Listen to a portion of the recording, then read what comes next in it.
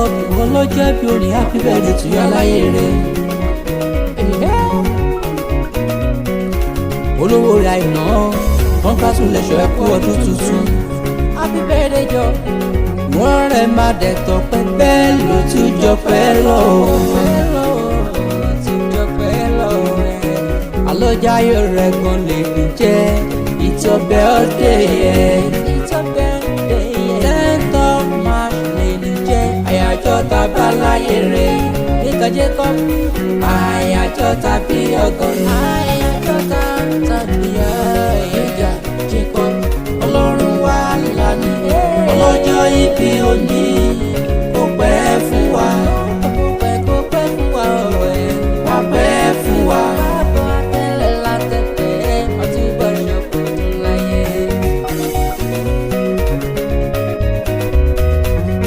lọ́dún ló pè mí pé kí mo kí ọ òkìkí ọ dáadáa.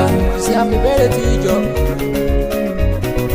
àìná Jacob ló pè mí pé adórí ohun tí lọ́dún sí i. just want today. only the best husband in the world Gbenga Jacob ìwọ ni. olùwà túbọ̀ ṣọ̀pọ̀ ọdún láyé ó dẹ̀ máa pẹ́ fún wọn. Gbenga Jacob àjò ṣàlò wá yìí ó wá kéré oko padà sílé. ó ṣọ́jú ọdún tó mú ìyàsọ̀ ẹ̀ sówó àsàn ẹ̀ sí rẹ̀. Gbenga Jacob bàlá ní ìgbà ọdún kan ní. Gbenga Jacob ọlọ́run wà lánàá ọlọ́jọ́ ìbí òní kò pẹ́ fún wa.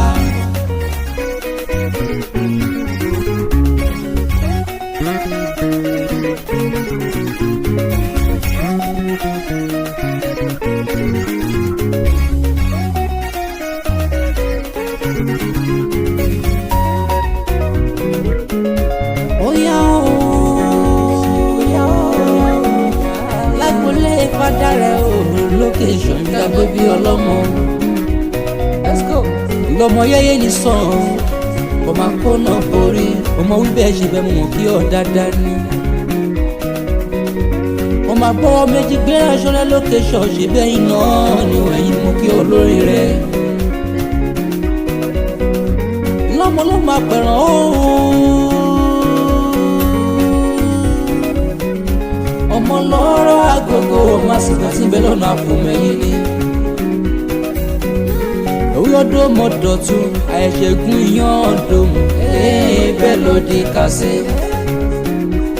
ọmọ lílo kó bàbá sí rí bá aláwùgbà yìí ló gbìnrín gidi. àwọn ní ẹjọ́ ewúrẹ́ bá sọnù kọ́ máa fi lọ́yìn ẹ kì í ṣẹ́gbẹ́ gbẹ́ràn bádìyẹ bá sọnù kó máa fi lóyìn ẹ kì í ṣe gbẹ́gbẹ́yẹ́gbẹ́yẹ́. lóhùndí a bá sọnù lórí wa torí rọ gbọdọ̀ kó má ṣeré lẹ́sẹ̀ méjì wá ẹlẹ́ṣin nìkan ràn wá nílé bàbá tó bí ọlọ́mọ. yẹn. Gbenga Jacob ọlọ́run wà lánàá ọlọ́jọ́ ìbí òní kó pẹ́ fún wa. kó pẹ́ fún wa.